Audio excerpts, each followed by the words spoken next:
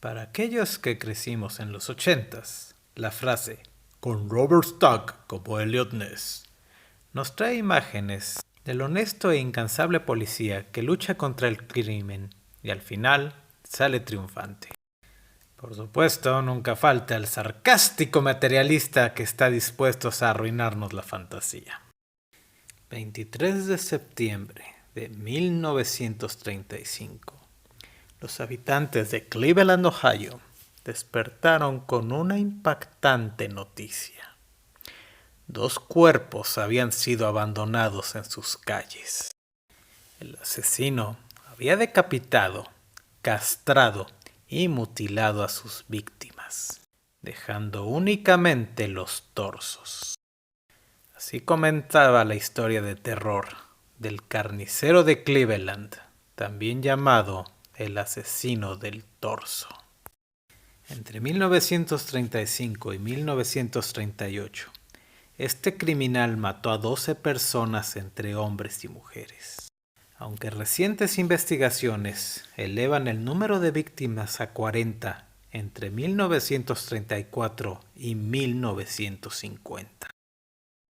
Este caso es recordado no solamente por la brutalidad con la que el asesino trataba a sus víctimas, sino también por la participación del intocable mayor. El chido, no el grupero. Eliot Ness acababa de ser nombrado director de seguridad pública de Cleveland, Ohio, y aunque no participó directamente en las investigaciones, sí fue responsable de proporcionar recursos a la policía, además de involucrar al cuerpo de bomberos en la investigación y presentar un posible culpable. El propio asesino llegó a considerar a Ness como una amenaza y colocó a 2 de sus víctimas frente a su ventana en el ayuntamiento.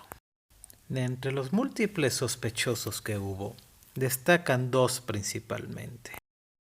Frank Dolezal, de 52 años, fue presentado en 1939 como sospechoso de la muerte de Frances Polillo, la segunda víctima conocida.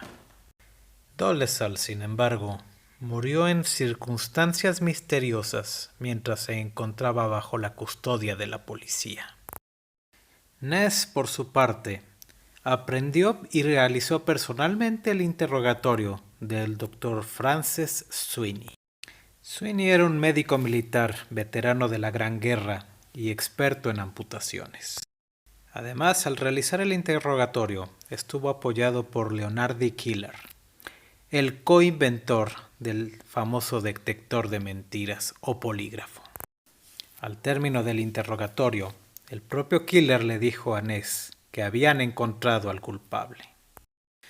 Por desgracia para Ness, esto no era ninguna prueba. Y peor aún, Sweeney era hermano de un congresista enemigo político del propio Ness. Francis Sweeney se internó voluntariamente en un hospital psiquiátrico y fue imposible seguir investigándolo. Ness y su familia, por su parte, recibieron correspondencia muy insultante por parte de Sweeney durante muchísimos años. Ness perdió mucha credibilidad cuando su esposa lo dejó y comenzó a beber. Y sí, no se me escapa la ironía de que el héroe de la prohibición cayera en el alcoholismo. Poco después tuvo un accidente mientras conducía ebrio y aunque no hubo víctimas, el público exigió su renuncia. Los crímenes nunca fueron resueltos y de los 12 canónicos, 9 nunca fueron identificados. Y en 1950, otro cuerpo con el mismo modus operandi fue encontrado en Davenport Avenue.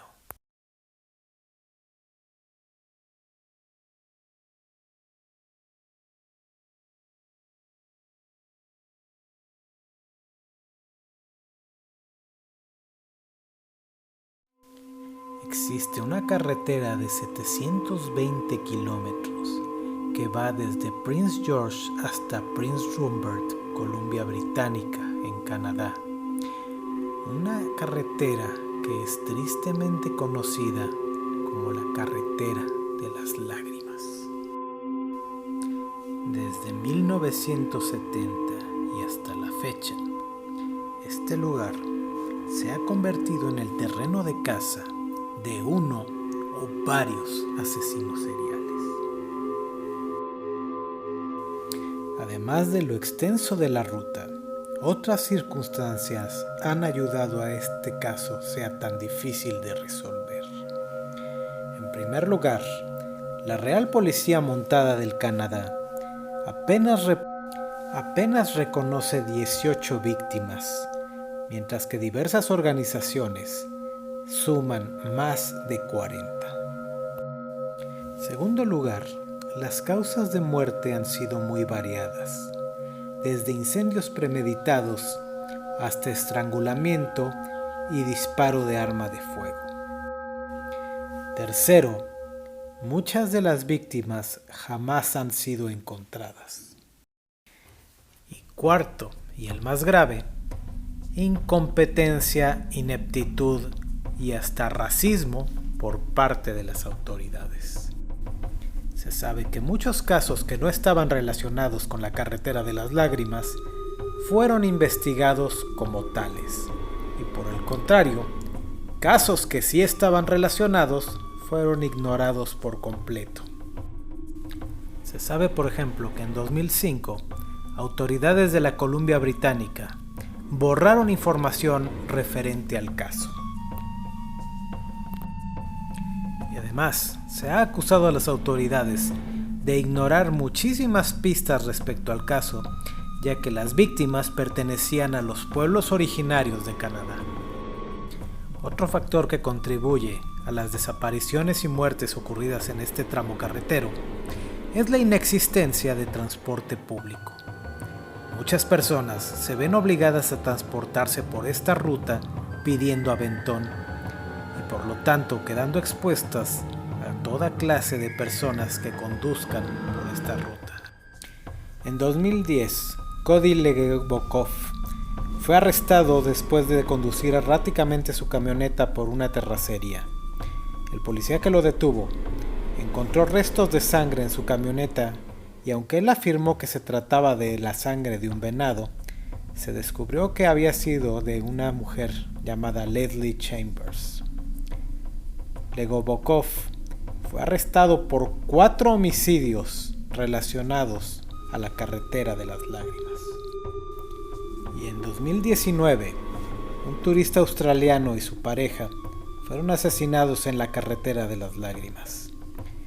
En un principio, la desaparición de 2 adolescentes parecía una parte más del misterio, hasta que la policía acusó a Brian Chemegetsky y Kat McLeod de ser los asesinos de la pareja, además de otro hombre. Los 2 adolescentes se suicidaron cuando el cerco policíaco se cerró alrededor de ellos.